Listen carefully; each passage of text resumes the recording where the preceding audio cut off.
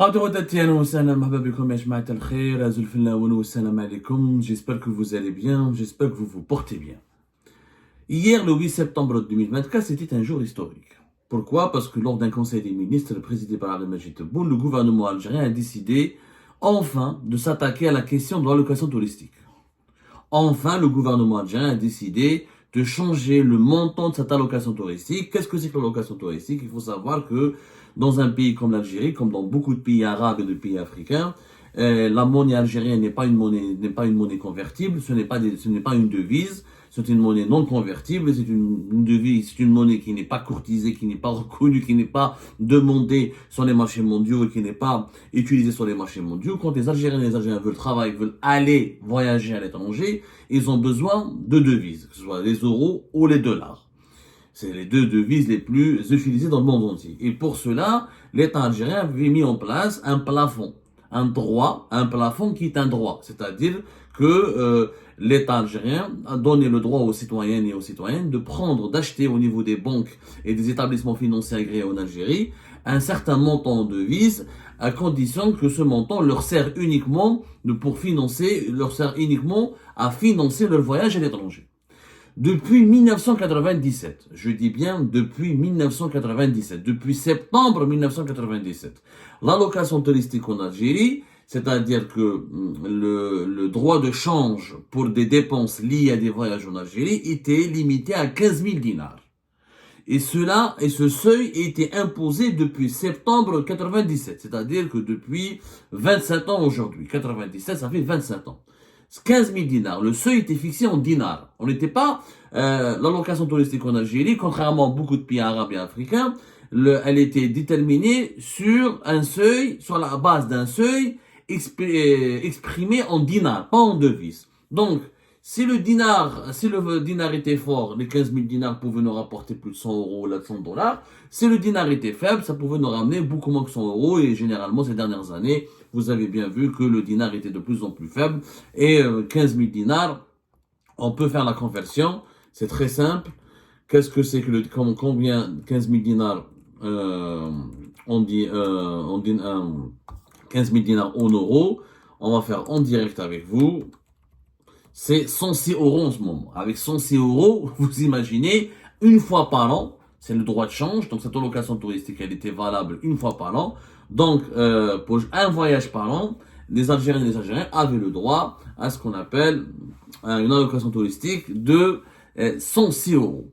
Aïe, c'est quand même catastrophique. 106 euros, il faut savoir, ce qui est l'équivalent de 111 dollars aussi. Ça suffit à peine pour payer un taxi depuis d'un aéroport parisien jusqu'au cœur de Paris, ou là depuis n'importe quelle ville européenne, en Amérique du Nord. Ça suffit à peine pour de quoi financer un taxi. Donc, cette allocation touristique, elle était tout simplement ridicule et humiliante et honteuse. Le Conseil des ministres hier, donc, a décidé enfin, ça fait 3 ans qu'on en parle, depuis 2021-2022, le gouvernement Abdelmadjid Tebboune avait promis de s'attaquer à cette problématique de l'allocation touristique et d'augmenter le montant.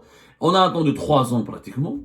Je crois que c'était en 2021, je ne me rappelle pas c'était quand, 2021 ou 2022, où Tebboune promet une allocation touristique nettement meilleure et nettement plus conséquente que les 100 euros ou les 100 dollars auxquels avaient droit les Algériens et les Algériens.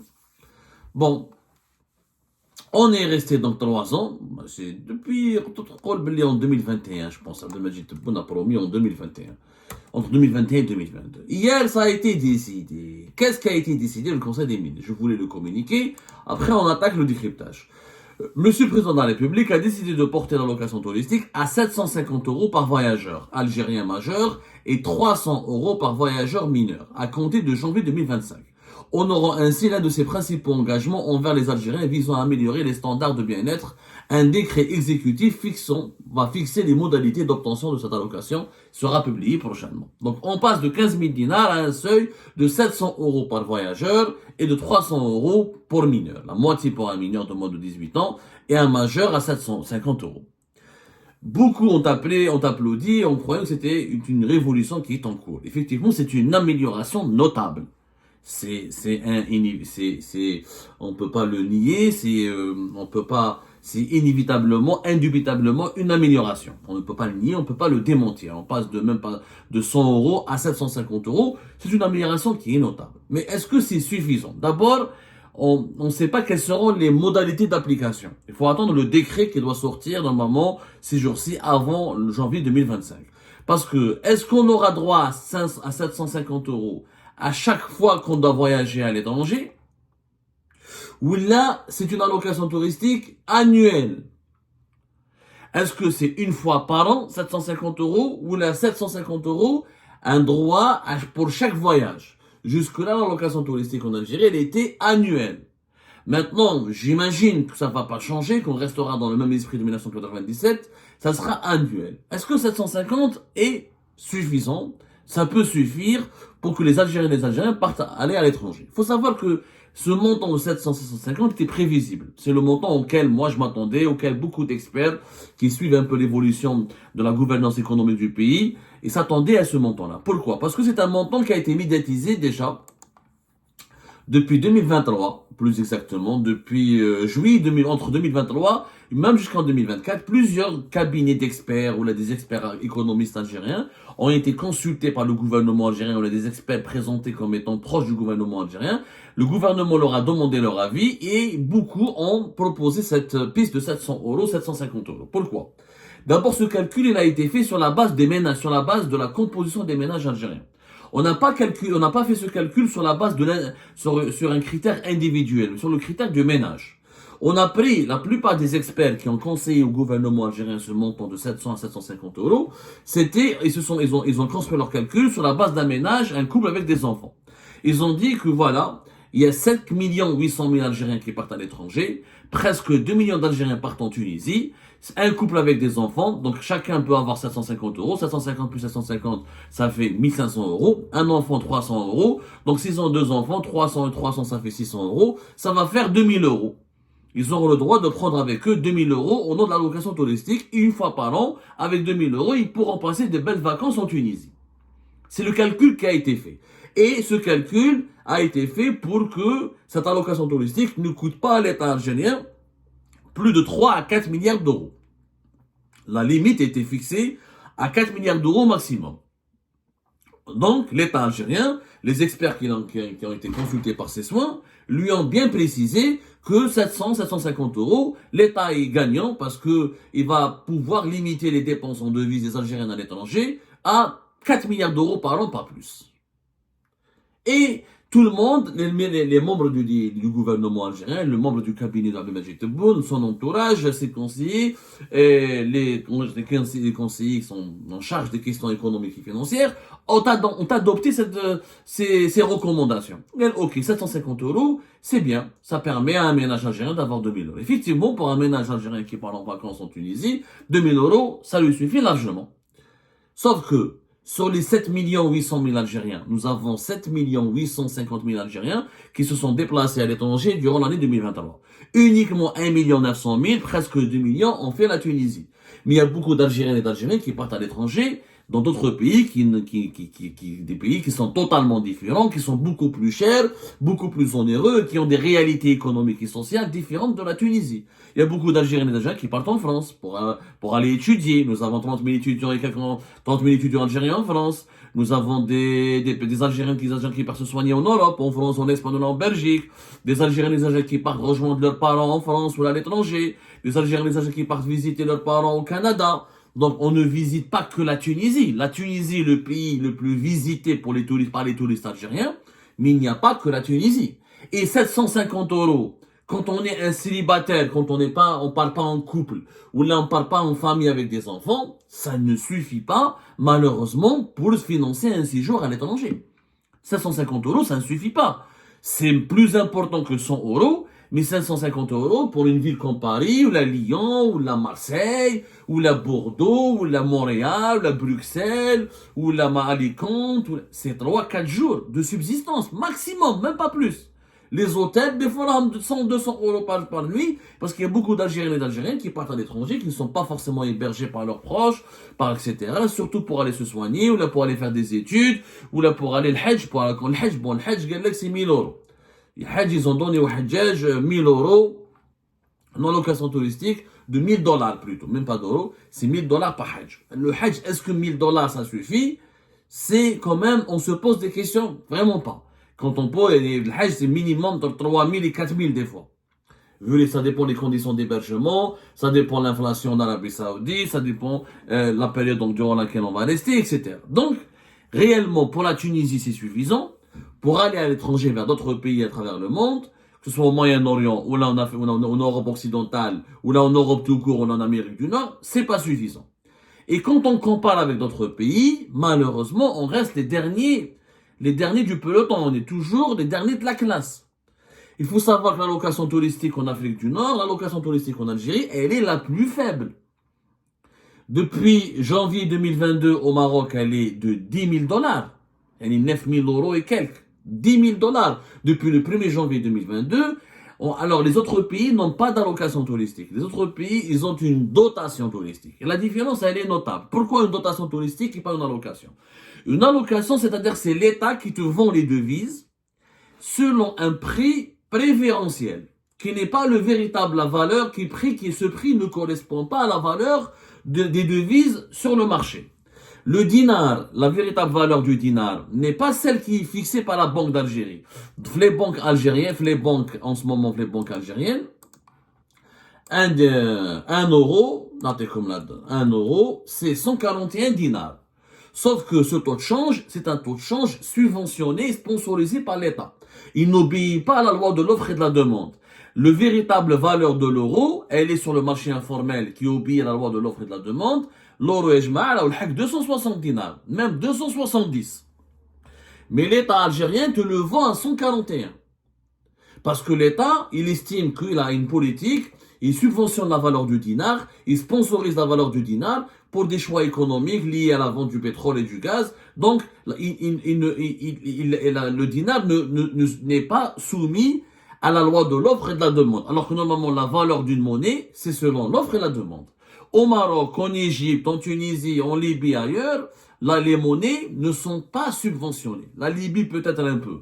Mais en Égypte, en Tunisie, au Maroc et en Mauritanie, les autres pays de l'Afrique du Nord, les États, les banques, privées ou la étatiques, vendent la devise selon le cours de la bourse. Elle un cours de la bourse. Elle ce que la banque centrale de ce pays décide. Les monnaies tunisiennes, marocaines et mauritaniennes et égyptiennes, bon, elles sont quelquefois contrôlées par l'État, mais elles ne sont pas subventionnées. Elles obéissent aux règles de la demande et de l'offre. C'est-à-dire, combien de touristes arrivent dans le pays, quelle est la situation économique du pays, la croissance économique du pays. C'est pour ça qu'on parle de dotation touristique. C'est une différence notable qu'il faut absolument comprendre.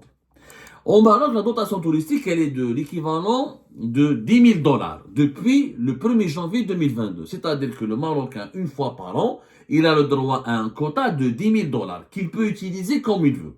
Pour des voyages de tourisme, pour aller étudier à l'étranger. Dans certains cas, pour les soins ou les malabéliches, pour les entrepreneurs, les hommes d'affaires qui ont besoin de se déplacer à l'étranger, ou là pour certaines réunions, ou là pour certaines activités, les autorités marocaines leur donnent le droit d'aller jusqu'à l'équivalent de 30 000 dollars.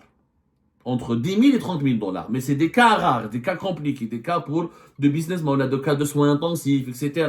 Mais les Marocains lambda ont le droit à une dotation touristique de 10 000 dollars. En Égypte, elle est aussi de 2 000 dollars. En Mauritanie, elle est de 7 500 dollars. En Libye aussi, elle est de 2 000 dollars. Et en Tunisie, la dotation touristique, elle est de 6 000 dinars tunisiens. C'est le dinar et on convertit en dollars ou là en euros. En euros, c'est 1800 et quelques. Et en dollars actuellement, c'est 1900. Donc, l'Algérie, on est toujours dernier de la classe avec 750 euros. Et 1000 euros pour la 1750 euros, les 750 dollars. Attends, je revois, parce que c'est 750 euros, mais chez dollars, c'est 1000 dollars pour les pèlerins. 750 euros. Donc, 750, c'est presque 800 euros, on va dire. 750 euros, c'est presque 800 dollars. Donc, on est toujours les derniers. Mais maintenant, en retard, alors que les autres pays permettent à leurs citoyens d'avoir, en Libye, par exemple, c'est une réglementation depuis 2014, la dotation touristique est fixée à 2000 dollars, voilà son équivalent en devises étrangères. C'est-à-dire, c'est 9 000 euros, l'équivalent de 9 000 euros, 10 000 dollars, son équivalent en euros, c'est 9 000 et quelques. Plus exactement, je le dollar. On va voir le dollar. Dollar américain, des 10 000 dollars, c'est 9 453 euros. Donc la Libye, c'est depuis 2014. L'Égypte, c'est depuis 2021. C'est un règlement bancaire qui s'appelle le numéro 430 du 2021 du ministère des Finances. C'est 10 000 dollars. Et son équivalent en devises étrangères, donc c'est 9 400 euros et quelques. Et en Mauritanie, c'est l'équivalent, en Mauritanie, c'est depuis 2012, depuis l'instruction de la Banque centrale mauritanienne de 2012, c'est l'équivalent de 3 millions de leur monnaie locale, ce qui est l'équivalent de 7 500 dollars par an. 7 500 dollars. Donc, rien à bête. C'est-à-dire, on peut pas c'est pas avec les 750 euros, c'est pas avec une allocation touristique de 750 euros qu'on pourrait rattraper le niveau des autres pays de l'Afrique du Nord qui offrent des dotations touristiques plus importantes. Et donc, le problème se pose. L'Algérien est toujours dans une situation de précarité quand il voyage à l'étranger. Parce qu'avec 750 euros, qui te roh des conférences, ou même qui te roh en couple, là, en famille, 2000 euros, ما دير بها والو في فرنسا ما تكفيش باش تقعد بها يعني يا ربي une semaine.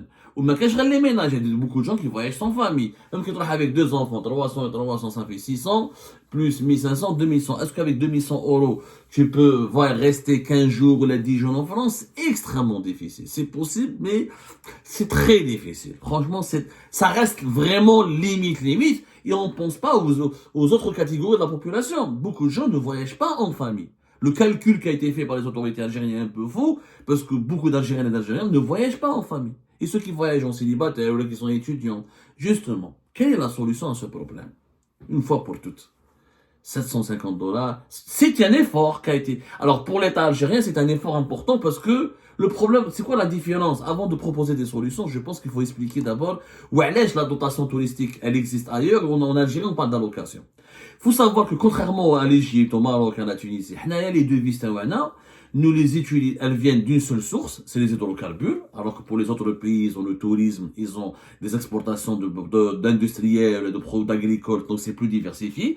Nous, 96% de nos devises viennent du pétrole et du gaz et de leurs dérivés.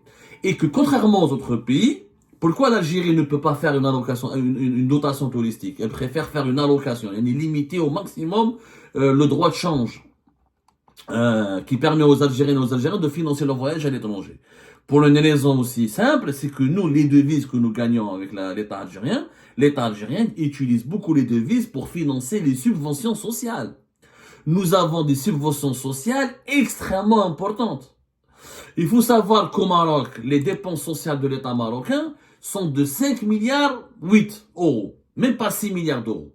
Les aides au logement, les aides sociales directes, la subvention la subvention des produits de base, par exemple, le Maroc, elle est de l'équivalent de 1,5 milliard d'euros. Elle dit, toute la politique sociale de l'État marocain, elle est évaluée. Elle a les dépenses pour le logement, pour la santé, pour la solidarité, les aides sociales directes et pour le soutien aux Marocains. Ils ont des subventions. Des produits de base, le sucre, les produits, l'essence, le gaz, il est subventionné au Maroc. Les produits, l'huile, les huiles alimentaires, ça coûte à l'État marocain 1,5 milliard d'euros et la totalité des dépenses sociales de l'État marocain sont estimées à 5 milliards de 5,8, même pas 6 milliards d'euros. L'Algérie, c'est pas la même chose, l'Algérie dépense 31 milliards de dollars de dépenses sociales. 31 milliards de dollars. Rien que les subventions des produits alimentaires. Les Algériens, les يعرفوها باللي rien que les produits alimentaires nous coûtent 5,2 milliards de dollars. C'est-à-dire les subventions du lait, du sucre, de l'huile, des céréales. Tout ça, ça coûte de l'argent à l'État algérien. Pourquoi on les utilise en devises, vous allez me dire?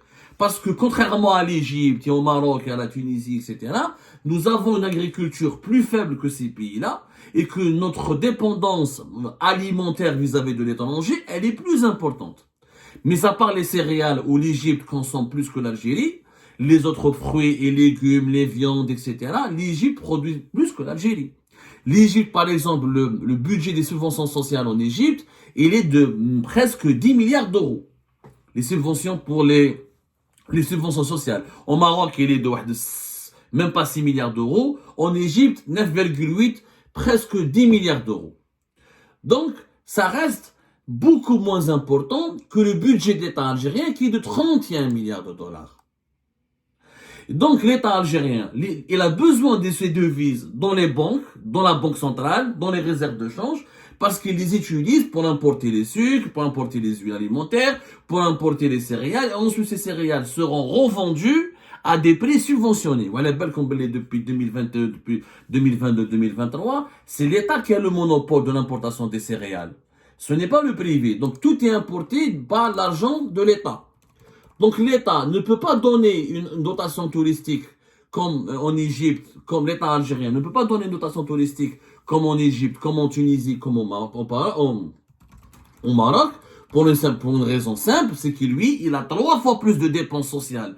Nous sommes l'État, l'Algérie, c'est l'État le plus dépensier en ce qui concerne les dépenses sociales et en ce qui concerne les subventions sociales. Donc l'État, il a besoin de ces devises. En fait, c'est un contrat entre l'État et les Algériens.